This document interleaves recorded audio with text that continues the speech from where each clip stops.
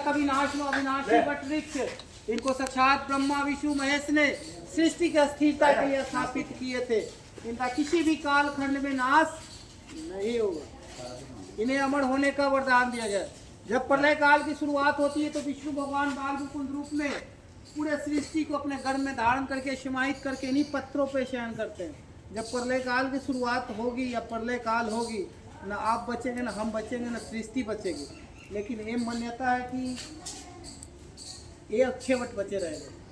जैसे ही प्रलय काल की अवधि की समाप्ति हो जाती है तो दोबारा से सृष्टि की रचना बाल मुकुंद रूप में विष्णु भगवान इन्हीं पत्रों के ऊपर से करें।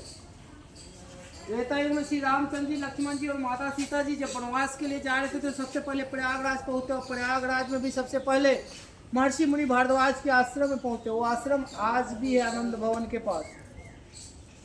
प्रभु श्री रामचंद्र जी उनसे आग्रह करते हैं, निवेदन करते हैं कि गुरुवर एक उत्तम और योग्य स्थान बताए जहाँ पे कुछ समय के लिए विश्राम किया जा सकता है, पूजा पाठ किया जा सकता है, उसके बाद भगवान की आराधना किया जा सकता है।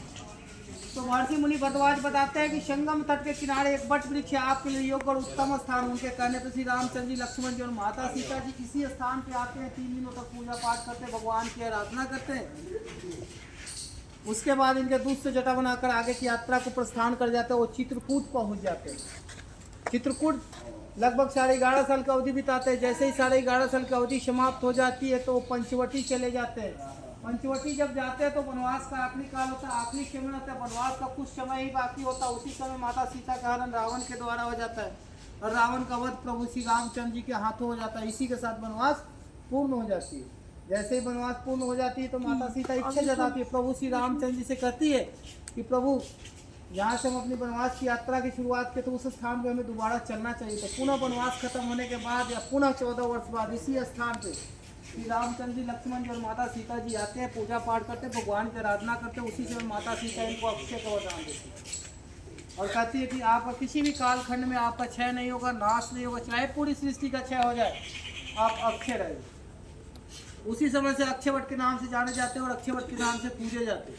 अक्षयवट के दर्शन मात्र से जो मोक्ष के रास्ते प्रशस्त हो जाते हैं, खुल जाते हैं। दर्शन आप यहाँ वहाँ से करें या दर्शन यहाँ से करें, दोनों का फल बराबर है। पहले यहाँ पे साधु संत आते थे, तपस्वी आते थे, पूजा पाठ करते थे, ऋषि मुनि आते थे, क्योंकि ये तपोस्थली रहा है। ये स्थान तपोस्थली है, यहाँ पे भगवान की ज्ञान की प्राप्ति है। जैन धर्म के प्रथम तीर्थंकर ऋषभ देव जी, जिनको आदि भगवान के नाम से जाने जाते हैं, उनकी केवल एक ज्ञान की प्राप्ति इसी स्थान पे हुई है। वो देखिए छोटी सी मंदिर में चरण पादुका है।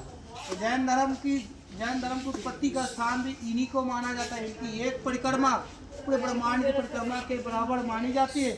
इनको किसी प्रकार का नुकसान नहीं पहुंचाया जाता, न पत्र को तोड़े जाता है। जो पत्र स्वाभाविक रूप से अपने आप गिर जाते हैं, उन्हीं पत्रों को प्रसाद के रूप में अपने साथ घर ले जाते, पूजा का स्थान पर रखते हैं, श्रद्धा भाव भक्ति से भगवान की तरफ पूजा करते हैं। बीच बीच में इनको नुकसान पहुंचाने की बहुत बार कोशिश की। मुगल शासक औरंगजेब के द्वारा इन्हें 26 बार कटवाया गया। उसके उपरांत इनमें आग लगा दिया गया था। बहुत सालों तक ये आग में जलते रहे, लेकिन जिनको अक्षय का वरदान मिला होगा, क्षय नहीं हो सकता है, नाश नहीं हो सकता है। अपने विशाल या बृहद रूप में हम लोग को दर्शन दे रहे। बोले अक्षयवट महाराज की जय।